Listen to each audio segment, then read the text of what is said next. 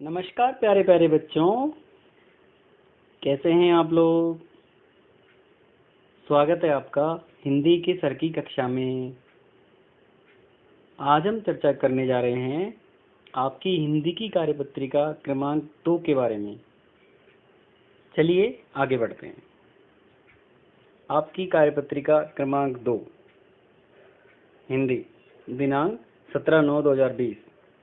प्यारे बच्चों, कोविड-19 के लॉकडाउन या तालाबंदी में घर के अंदर बंद होकर कैसा लगता है, ये तो आप जान ही गए होंगे।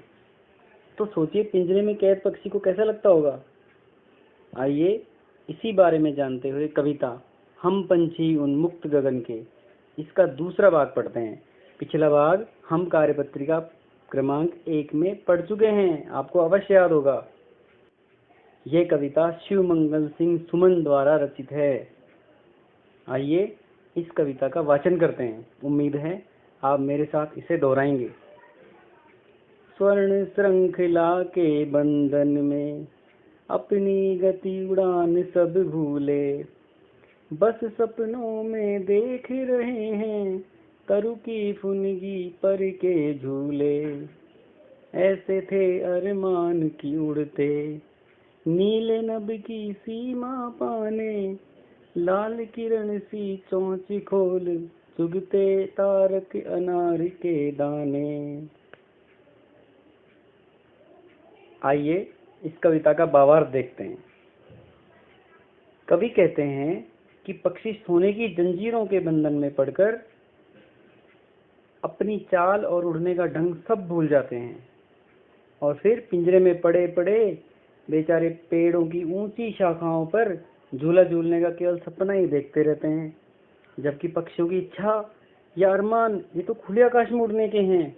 वे उड़ते हुए आसमान की सीमा को छूना चाहते हैं, आसमान के परे जाना चाहते हैं, अर्थात खुले आसमान में दूर तक उड़ना चाहते हैं और अनार के दाने रूपी आकाश के तारों को चुगना चाहते हैं। तो ये तो हुआ बच्चों कविता और उसका भावार्थ। उम्मीद है आपको समझ में आ गया होगा। अब हम चलते हैं कविता के प्रश्नोत्तर की तरफ। प्रश्न क्रमांक 1, पक्षी सोने की जंजीरों में बंधकर क्या भूल जाते हैं। पक्षी सोने की जंजीरों में बंधकर अपनी चाल और उड़ने का ढंग सब भूल जाते हैं। प्रश्न क्रमांक 2, पक्षियों के क्या अरमान हैं। अरमान अर्थात इच्छा। पक्षियों के अरमान हैं ऊंचे उड़कर आकाश की सीमा को छूना और अनार के दानों रूपी आकाश के तारों को चुगना। प्रश्न क्रमांक 3, पिंजरे में पड़े पड़े पक्षी क्या सपना देखते हैं। पिंजरे में पड़े पड़े पक्षी पेड़ों की ऊंची शाखाओं पर झूला झूलने का सपना देखते रहते हैं। प्रश्न क्रमांक 4, वे अपनी चोंच से क्या करना चाहते हैं। पक्षी अपनी चोंच से अनार के दानों रूपी आकाश के तारों को चुगना चाहते हैं। प्रश्न क्रमांक 5, हमें पक्षियों के लिए क्या क्या करना चाहिए, सोच कर लिखिए।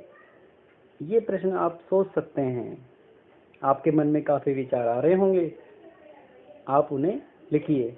जैसे कि हमें पक्षियों के लिए छत पर दाना पानी रखना चाहिए, उनके घोंसले की सुरक्षा करनी चाहिए, उनको कैद नहीं करना चाहिए।